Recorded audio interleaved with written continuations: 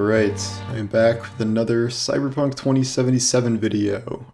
We just had the launch of the new 1.2 patch yesterday, which was a truly astonishingly massive patch with something like 500 changes, 8,000 words in total for the patch notes.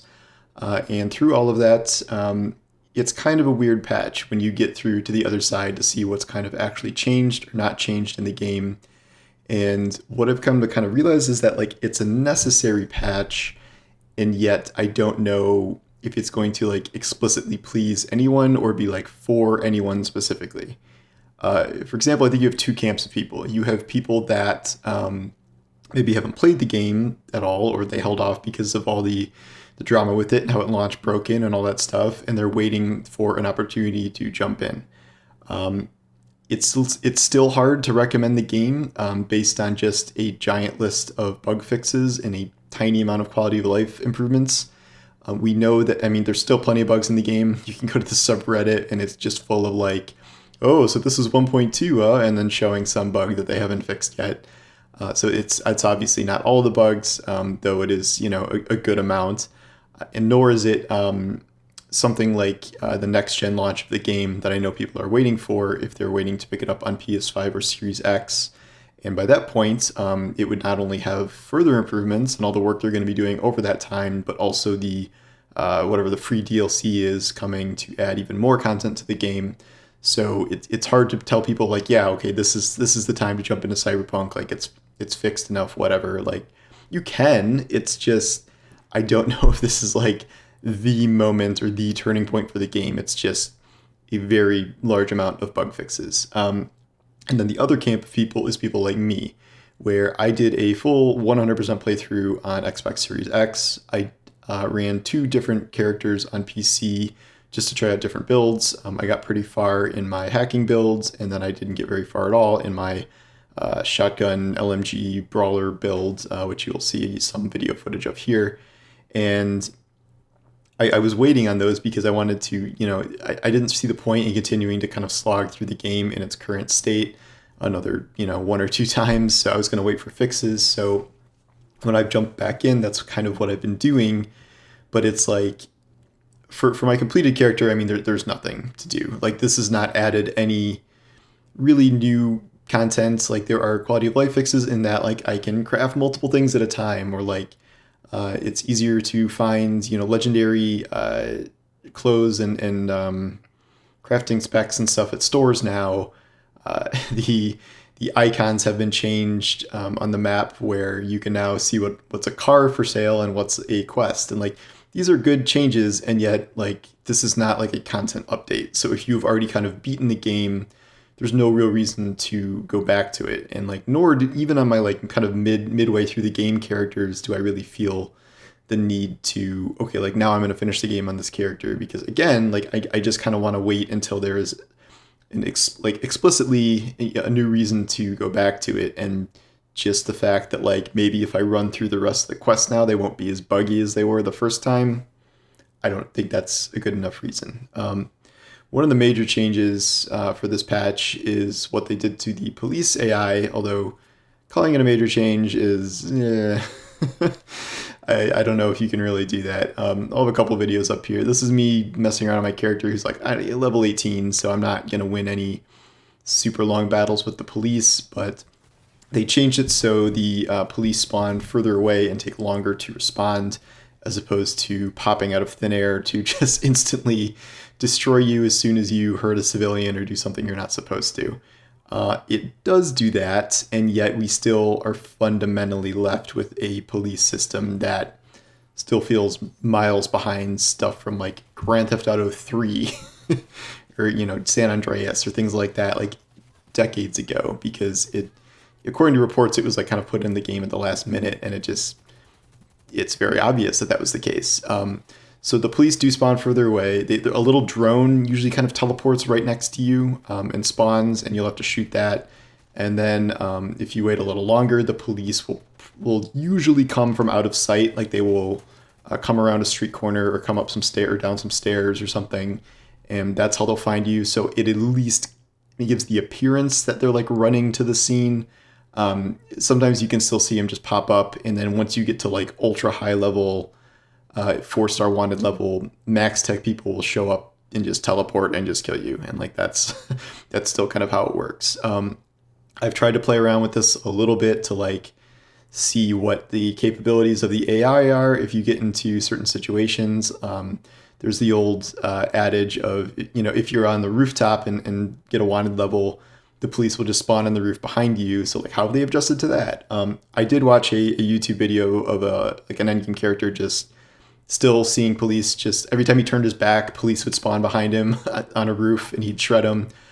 In a video I'll be running here, I went up on an overpass and was, getting a wanted star by raining down fire on civilians. And this always feels like a weird game to go on rampages in. That's kind of an aside, but I don't love it. And I wanted to see what would happen. And almost nothing happens. And like the drone didn't show up. The police did not teleport on top of me. So that's good, I guess. But police never showed up at all. And the only thing that happens here is that these little turrets, like these security turrets, pop out of different places in the downtown area. Like they're kind of just auto defense mechanisms, and then you can just shoot them and blow them up. And then I blew up like 4 turrets or something like that, and then no cops come, and my 4-star wanted level just disappears. Like I don't even move from the spot. I'm not hiding. I'm not doing anything. But there was like no AI system in place to deal with this, quote unquote strategy of hiding from the cops. Like I literally did not see a single cop getting in a 4-star, getting a 4-star wanted level, and that to me is still pretty bad. CDPR has said that this is like kind of a step in getting the police the right direction, but until we're at like a Grand Theft Auto point where like police are rolling up in cars and like flying at you with hovercrafts and stuff, like there should be like a police hovercraft that like flies out of the air to shoot me in a situation like this on the overpass, but there's nothing. There's just a couple turrets. So that still has a long way to go, and generally speaking, it does not seem like enemy AI has really improved at all, both in terms of, I think there's some physics problems. Enemies, when they're shot, it always feels kind of weird. It doesn't feel like the bullets are really landing, and enemies don't often react like they're getting shot, especially with certain weapons. It just, they won't even flinch a lot of the times. And then there's just AI, where in terms of like enemies being totally clueless, if you like are going in stealth and you move like 3 feet one way and they just cannot find you. So it's a very weird situation that has not really been improved by this patch. If we're talking about actual improvements, this is a little hard to test because I'm running on a halfway decent PC at least, and on Series X. I'd say the most improvement I've heard has been from people playing on Series X and PS5. Series X is running pretty smoothly. It's a little hard to remember 3 months ago when I did my first run through how it was running, but I think there have been improvements in that regard. I'm still hearing people running into issues on last-gen consoles, base model PS4s and stuff, and this patch is really meant to improve that. And maybe it did in minor ways, but I'm still seeing videos people are uploading of like pop-in and all this, wild stuff. And I just, and on PC, especially I think higher end PCs, people are reporting a lot of frame loss, which has actually made it worse for some systems. So that's not great. One thing I've not heard of is any truly game-breaking bug like we got with the 1.1 patch, where there was just a hard story stop with a bug that got introduced. Not to say there aren't still plenty of bugs, but there does not seem to be some sort of like imminently game-breaking thing that came up.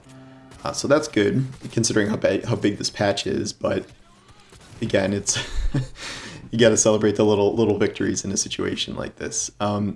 I found it interesting. I wrote about this earlier, but there's a couple teases for future DLC. The 6th relic slot now has a little relic icon on it, and one of the allegedly leaked DLC names is relic. So people are thinking that attribute may open up. In the back end, you can give yourself a cut item from the game. It's like camo optics or something, where it's a legendary thing that makes you invisible. That didn't used to actually do anything or work when people would gift it to themselves, but now you can actually turn invisible. This lines up with the idea that there's going to be a Ripperdoc expansion coming, which is another list of DLC. So I think we're gearing up for the release of that DLC, and then that would be the first time I think that I would really want to return the game and actively start playing and doing new content again. We don't know how those are going to come out, if they'll come out all at once or just trickle out every couple weeks or so. But right now, like, there's just nothing for me to really do. I don't really want to commit to another full playthrough on one of my alternate characters because I don't think fundamentally that much has changed, especially on PC. So I don't, just going through missions, encountering less bugs, and having police take 15 seconds longer to find me is not really motivating enough. But like, obviously this patch had to happen because they need to fix these things. Like, the game is in a horrible state, and I maintain, like, everyone's like, oh, they're just going to ditch Cyberpunk and like it's going to be the next Anthem and whatever. And like, even though Cyberpunk is not a live service game, I think people are really underestimating how much CDPR has riding on Cyberpunk as part of their overall company strategy. I think they are going to keep working on this essentially forever until it is fully fixed and until they can flesh it out with more content, until they get to their ultimate goal, which is building Cyberpunk GTA Online.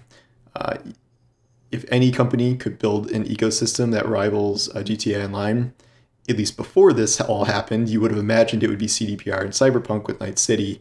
And I still think they are trying to do that, considering GTA is a literal money printing machine and has been for Rockstar for almost a decade now. And who wouldn't want to emulate that if you can? So I think they are going to absolutely keep putting in the work for this. And I do not remotely think that they're going to abandon Cyberpunk in any fashion. The question remains of whether they can get people to trust both them and the game again and want to come back and actually play it, and get people to evangelize like, oh, Cyberpunk's good now, like, come do it.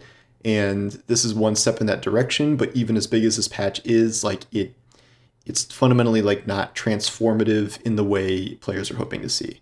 If we get a huge list of free DLC out and there's tons of new weapons and cyberware, and you can get a haircut and tattoos, and there's new missions and new cars and all this stuff, like, yeah, maybe that would be the time to return to it, but we're not at that point yet.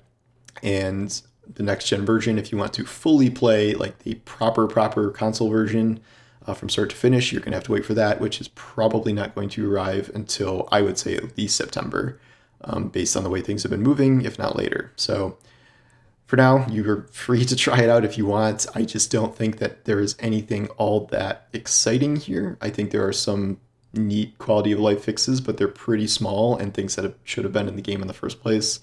And then the bulk of this is like, this bug no longer exists, but plenty of bugs still do. So there's a colossal amount of work to be done on this game, which you can see judging by how big this patch is, but also just how much work there is still to do. So I don't know if I'm going to keep playing it right now. If people discover more DLC teases and stuff, I might hop back in and try and discover those, but I don't really see a reason to. I have Outriders launching in 2 days, so that is going to consume the bulk of my time. So I'm probably not going to be back until whatever the first free DLC is that comes out, which I am expecting probably within 2 or 3 months, if they stick to their very vague roadmap they have. So that's what I think of the patch so far. You can feel free to explore all the little minor changes if you want. Some people have been compiling kind of fixes that weren't listed in the patch notes, but they're all relatively minor things, like V sleeps properly now and not hanging off the side of the bed, like things like that.